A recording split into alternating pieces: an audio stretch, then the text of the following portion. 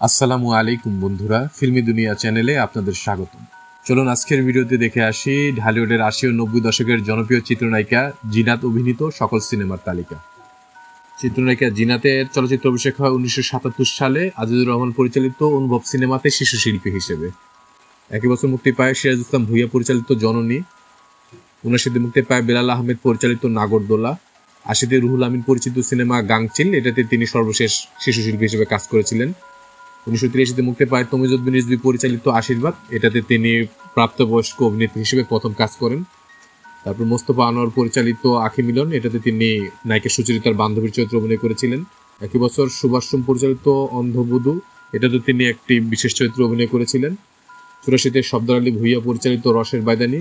৮৫ মুক্তি পায় মতিউর রহমান পানু পরিচালিত সাথী, এটাতে পরোক্ষ এবং ওনার বিপরীতে ছিলেন আব্বাসুল্লাহ শিকদার।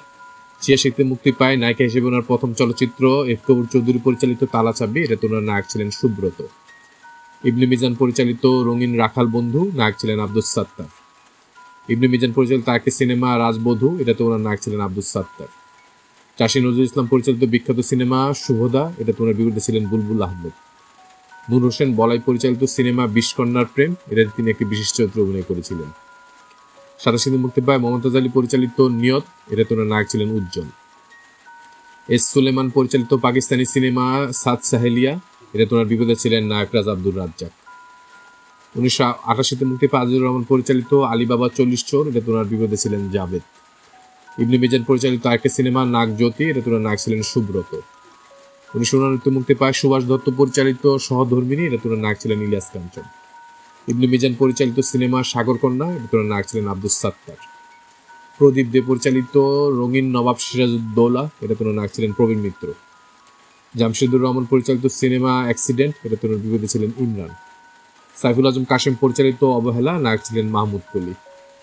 শহীদুল ইসলাম খোকন পরিচালিত সিনেমা বিপ্লব, নায়ক ছিলেন রুবেল। আহমেদ সাত্তার পরিচালিত বজ্রপাত, নায়ক ছিলেন রুবেল। আবুল খায়ের বুলবুল পরিচালিত হুঙ্কার, এটাতেও নায়ক ছিলেন রুবেল। জিল্লুর রহমান পরিচালিত মোহনবাসী, এটাতে ওনার নায়ক ছিলেন আব্দুস সাত্তার। আহমেদ সাত্তার পরিচালিত সিনেমা বীর যোদ্ধা, নায়ক ছিলেন রুবেল। এজি মিন্টু পরিচালিত ৯১ সালের সিনেমা ন্যায় অন্যায়, এটাতে ওনার নায়ক ছিলেন আলমগীর। এজি মিন্টু পরিচালিত আরেকটি সিনেমা পিতা মাতা সন্তান, এটাতে ওনার নায়ক ছিলেন ইমরান। ৯২ মুক্তি পায় আফতাব খান টুলু পরিচালিত আমার জান, এটাতে ওনার নায়ক ছিলেন আলিরাজ। নূর মোহাম্মদ মনি পরিচালিত লৌহ মানব, এটাতে ওনার নায়ক ছিলেন রুবেল। নায়ক রাজ আব্দুর রাজ্জাক পরিচালিত প্রফেসর, এটাতে ওনার বিরুদ্ধে ছিলেন বাপ্পা রাজ। এম এ মালিক পরিচালিত ভিখারির ছেলে, এটাতে নায়ক ছিলেন আব্দুস সাত্তার। অশোক ঘোষ পরিচালিত শাদি মোবারক, এটাতে ওনার বিরুদ্ধে ছিলেন আলিরাজ।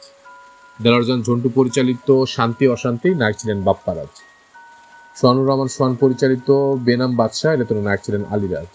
৯৩ ফখরুল রাসূলী পরিচালিত অগ্নিপথ, নায়ক ছিলেন ওমর সানি।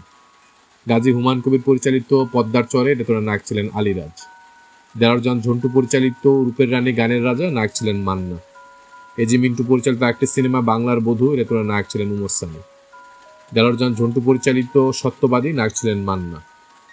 মতিউর রহমান পরিচালিত চাঁদকুমারী চাষার ছেলে, এটাতে ওনার নায়ক ছিলেন ইলিয়াস কাঞ্চন।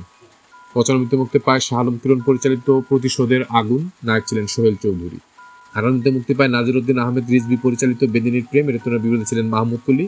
এটা হচ্ছে জিনাত অভিনীত সর্বশেষ মুক্তিপ্রাপ্ত সিনেমা। ওনার মোট মুক্তিপ্রাপ্ত সিনেমার সংখ্যা হচ্ছে ৪৫টি। আমাদের ভিডিওগুলো ভালো লাগলে অবশ্যই আমাদের চ্যানেলটি সাবস্ক্রাইব করে আমাদের পাশে থাকবেন। ইনশাআল্লাহ খুব শীঘ্রই দেখা হচ্ছে ভিন্ন স্বাদের নতুন কোনো ভিডিও নিয়ে। আল্লাহ হাফেজ।